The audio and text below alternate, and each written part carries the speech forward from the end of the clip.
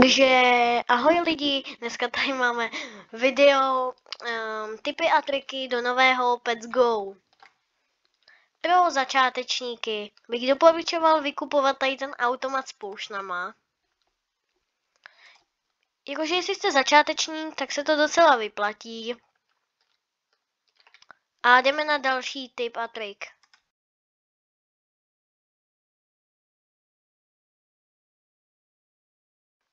Další tip a trik je, že pokaždý, co budete mít tady tenhle roll, tak si ho seberte a dávejte si k tomu i nějaký poušny. Ale dávejte si k tomu jenom tyhle poušny, jenom ty, co jsou na čas. Takže třeba Jelly Luck Potion, ten je na 5 minut 200% luck, anebo třeba Luck Potion VI, ten je na 27 minut a přidává plus 500% luck.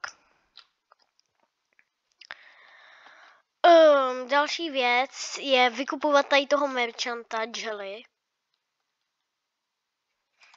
To se taky vyplatí pro začátečníky docela. Můžete tam mít i Jelly God Potion a tak. Další věc je za mě rybaření. Tady si můžete koupit třeba nějaký ty návnady a rybařit. Padají vám z toho i takový, jak kdyby, čestky. No, čestky, který můžete otevírat, můžou vám tam padat hodně dobrý věci na začátek.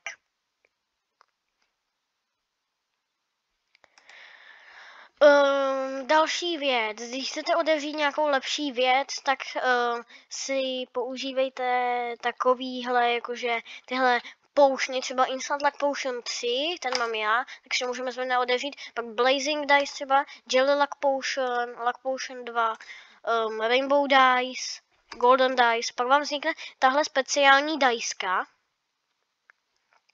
kterou když hodíte, tak budete mít větší luck. Pak si můžete dát třeba Lucky Potion VI a nebo Lucky Potion V, ten vám taky zvýší luck. Pak doporučuji si dávat ještě takovýhle ty Rainbow Fruity. A ještě klidně i normální fruity. A pak by vám mohl padnout mnohem lepší pet než normálně. Koukejte, já třeba jdu zkusit teďka otevřít tohle. Padl mě pet teďka 400 000, což není jakože nic moc. A jo, ještě když máte Robuxy, tak můžete vykupovat tady ten Forever Pack, tady mohou být taky docela dobré věci. A nebo si můžete koupit nějaký Game Pass.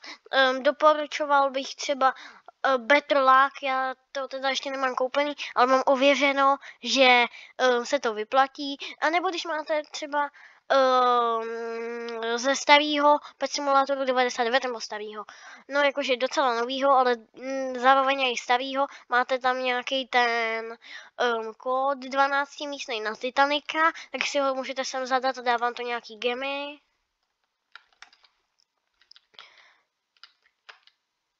A to je asi tak všechno. Tak naschledanou.